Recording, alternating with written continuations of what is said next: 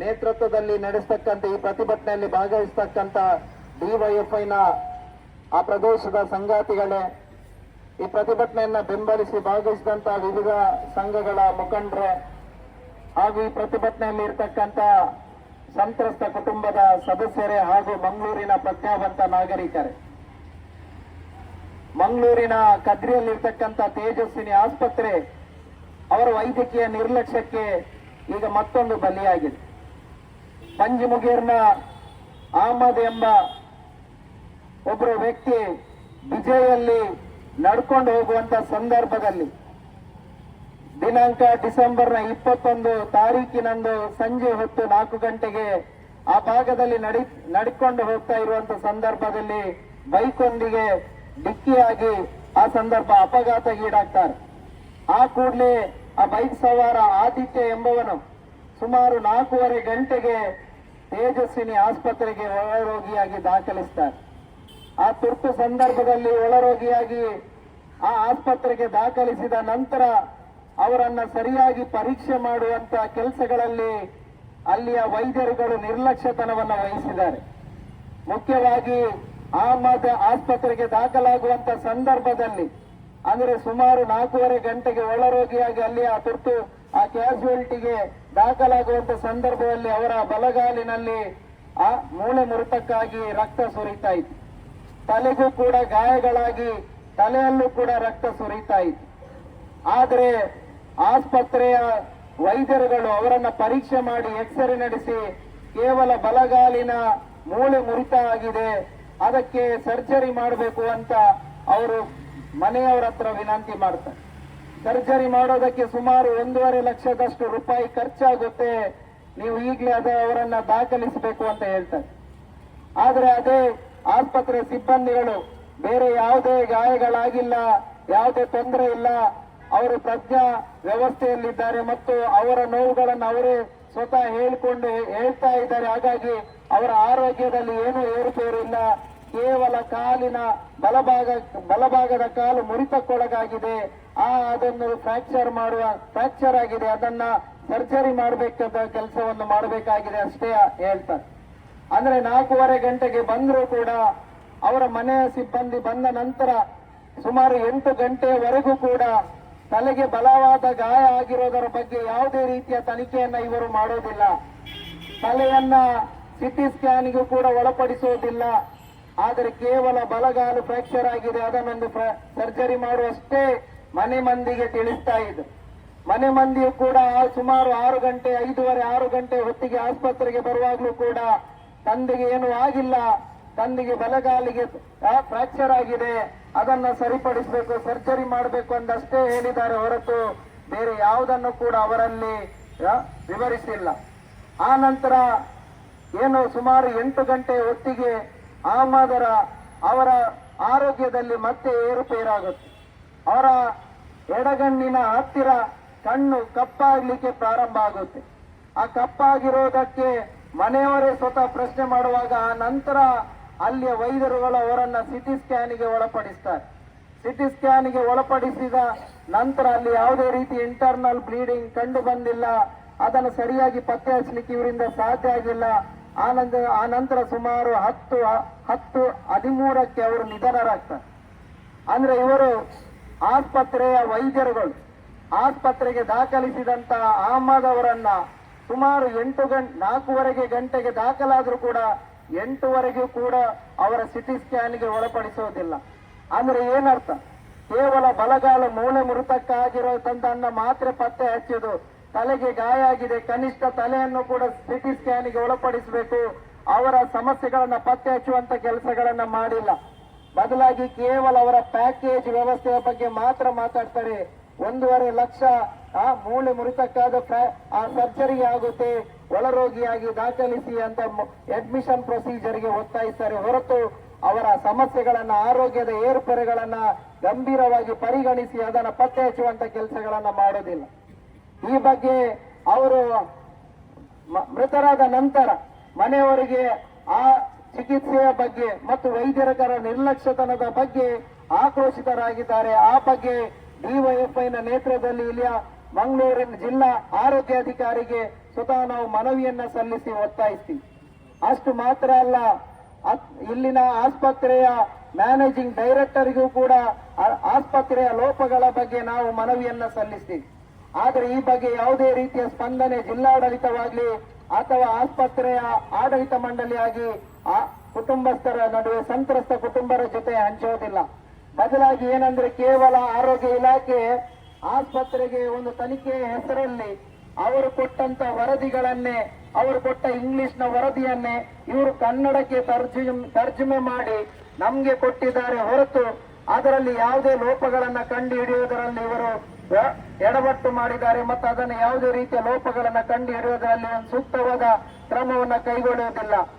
ಅಂದ್ರೆ ಒಬ್ಬ ಇಲ್ಲಿ ಆರೋಗ್ಯದ ಬಗ್ಗೆ, ಇಲ್ಲಿ ಖಾಸಗಿ ಆಸ್ಪತ್ರೆಗಳು ಮಾಡುವಂತ ಲೂಟಿಯ ಬಗ್ಗೆ ಡಿವೈಎಫ್ಐ ಕಳೆದ ಹಲವಾರು ವರ್ಷಗಳಿಂದ ನಾವು ದೂರಿನ ಮೇಲೆ ದೂರನ್ನು ಕೊಡ್ತಾ ಬರ್ತಾ ಇದ್ದೀವಿ. ಅವರ ಚಿಕಿತ್ಸಾ ವಿಧಾನ ಕ್ರಮಗಳ ಬಗ್ಗೆಯೂ ಕೂಡ ನಾವು ದೂರನ್ನು ದಾಖಲಿಸ್ತಾ ಬಂದರೂ ಕೂಡ ಇವತ್ತು ಮಂಗಳೂರಿನ ಖಾಸಗಿ ಆಸ್ಪತ್ರೆಗಳು ಅವರಿಗೆ ಬೇಕಾಬಿಟ್ಟಿ ಆರೋಗ್ಯದ ಹೆಸರಲ್ಲಿ ಬಡವರನ್ನ ಲೂಟಿ ಮಾಡುವಂತ ಕೆಲಸಗಳನ್ನ ಮಾಡ್ತಾ ಇದ್ದಾರೆ. ಏನು ಈ ಒಂದು ಅಹಮದ್ ಅವರ ಕುಟುಂಬಸ್ಥರಿಗೆ ಕೂಡಲೇ 20,000ವನ್ನ ನೀವು ಜಮೆ ಮಾಡಿ ಸರ್ಜರಿ ನಾಳೆ ಮಾಡಬೇಕು ಅನ್ನೋ ರೀತಿಯಲ್ಲಿ ಜಮೆ ಮಾಡ್ಲಿಕ್ಕೆ 20,000 ಜಮೆ ಮಾಡ್ಲಿಕ್ಕೆ ಒತ್ತಾಯ ಮಾಡ್ತಾರೆ. ಅಂದ್ರೆ ಅಡ್ಮಿಷನ್ ಟೈಮ್ ತೋರಿಸೋದು 8 ಗಂಟೆಗೆ, ಇವರು ಅವರನ್ನ ದಾಖಲಿಸೋದು ಅಡ್ಮಿಷನ್ ಪ್ರೊಸೀಜರ್ ಮಾಡಿ ಅಡ್ಮಿಷನ್ ಮಾಡಿರೋದು 8 ಗಂಟೆಗೆ, ಅವರು ಆಸ್ಪತ್ರೆಗೆ ಧಾವಿಸಿರೋದು 4-4:30 ಗಂಟೆಗೆ. 8 ಗಂಟೆ ತನಕ ಅವರನ್ನ ಅಡ್ಮಿಷನ್ ಪ್ರೊಸೀಜರ್ ಮಾಡಿರೋದಿಲ್ಲ. ಅವರ ಹತ್ರ ದುಡ್ಡು 20,000 ಕಟ್ಟಿದ ನಂತರನೇ ಅವರನ್ನ ಅಡ್ಮಿಷನ್ ವ್ಯವಸ್ಥೆ ಮಾಡಿರ್ತಾರೆ. ಆ ನಂತರ ಒಂದು ಅಪಘಾತ ಆದ ನಂತರ ಅಪಘಾತ ಒಳಗಾಗಿ ಒಬ್ಬ ಸಂತ್ರಸ್ತ ಆಸ್ಪತ್ರೆಗೆ ಆಗಮಿಸಿದಾಗ ಕೂಡಲೇ MLC ಕೊಡಬೇಕು, ಅಂದ್ರೆ ಸ್ಥಳೀಯ ಪೊಲೀಸ್ ಠಾಣೆಗೆ ಮಾಹಿತಿಯನ್ನು ಕೊಡಬೇಕು. ಆ ಮಾಹಿತಿಯನ್ನು ಕೂಡ ಅವರು 8 ಗಂಟೆ ನಂತರವೇ, ಅಂದ್ರೆ ಸುಮಾರು ಅವರ ಆರೋಗ್ಯದಲ್ಲಿ ಏರುಪೇರಾದಂತ ಸಂದರ್ಭದಲ್ಲಿ ಮಾಹಿತಿಯನ್ನು ಕೊಡ್ತಾರೆ ಹೊರತು ಅವರ ಆಗಮಿಸದಂತ ಸಂದರ್ಭದಲ್ಲಿ ಕೊಡೋದಿಲ್ಲ. ನಿಜವಾಗಿ ಆಸ್ಪತ್ರೆ ಸಿಬ್ಬಂದಿಗಳೇ ಪೊಲೀಸ್ ಇಂಟಿಮೇಷನ್ ಕೊಡಬೇಕು. ಇಲ್ಲಿ ಏನಾಗಿದೆ ಅಂದ್ರೆ ಅವರು ಕೊಡುವ ಬದಲು ಆಸ್ಪತ್ರೆಗೆ ಮತ್ತೆ ಧಾವಿಸಿದಂತ ಅವರ ಸಂತ್ರಸ್ತ ಕುಟುಂಬದ ಮನೆಯವರೇ ಪೊಲೀಸ್ ಇಲಾಖೆಗೆ ಇಂಟಿಮೇಷನ್ ಅನ್ನು ಕೊಡ್ತಾರೆ. ಈ ರೀತಿ ಬಹಳಷ್ಟು ಲೋಪಗಳನ್ನಲ್ಲಿ ಮಾಡಿದ್ದಾರೆ. ಅಂದ್ರೆ ಕೇವಲ ಇವರಿಗೆ 1.5 ಲಕ್ಷ ಬಲಗಾಲಿನ ಫ್ರಾಕ್ಚರ್ ಆಗಿರೋತಂತ ಮೂಳೆಗೆ ಶಸ್ತ್ರಚಿಕಿತ್ಸೆ ಮಾಡೋದಷ್ಟೇ ಇವರ ಗುರಿಯಾಗಿತ್ತು. ತಲೆಯಲ್ಲಿ ಬಲವಾದ ಗಾಯ ಆಗಿರೋದನ್ನ ಇವರು ಪತ್ತೆ ಹಚ್ಚೋದಿಲ್ಲ. ಇವರು ಪತ್ತೆ ಹಚ್ಚಲಿಕ್ಕೆ ಆ ಕೆಲಸಗಳನ್ನ ಮಾಡಿಲ್ಲ.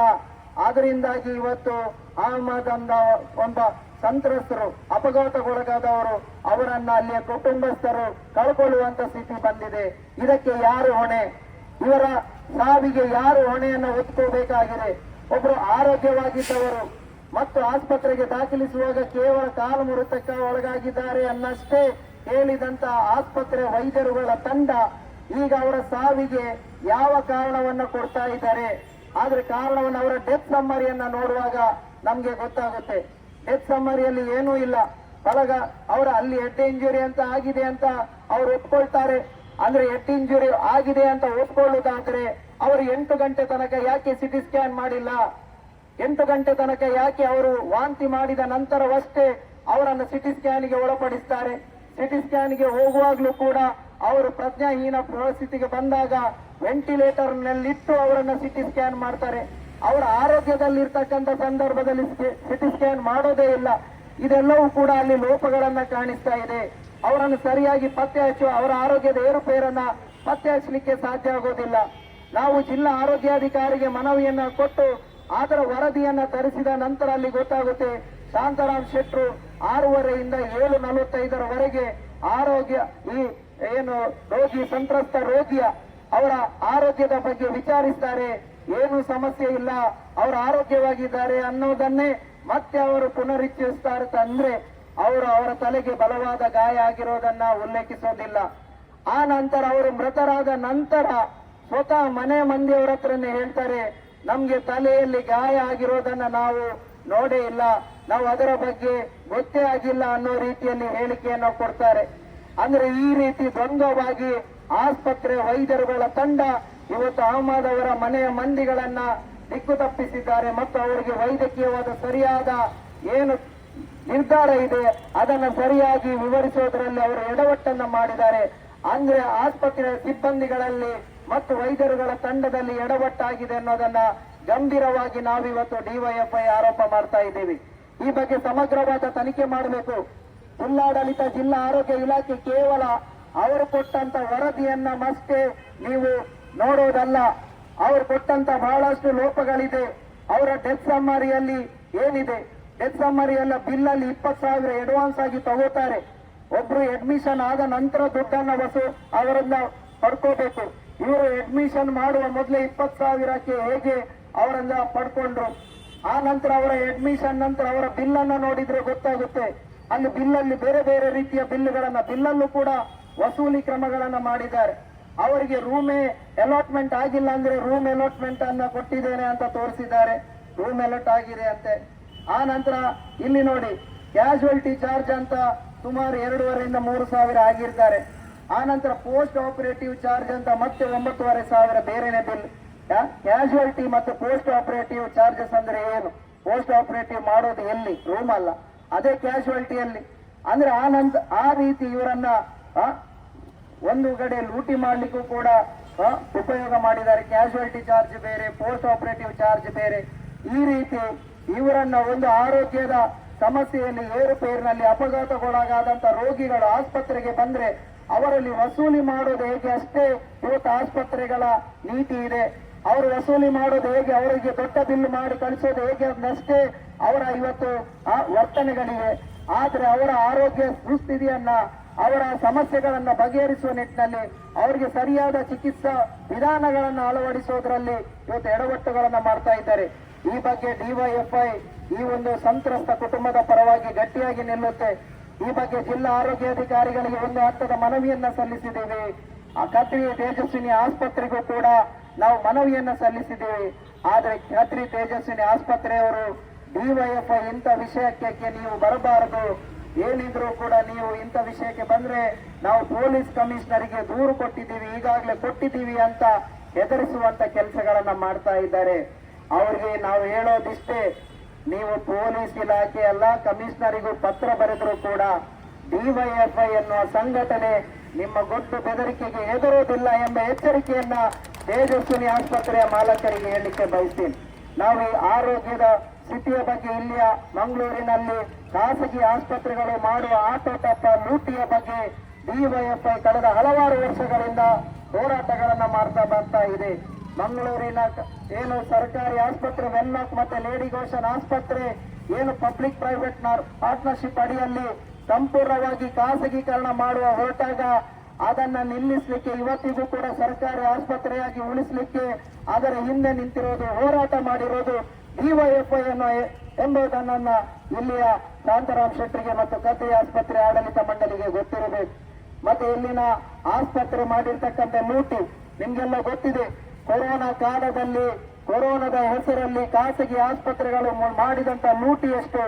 ಇವತ್ತು ಸರ್ಕಾರದ ನಿಯಮಗಳಿದೆ.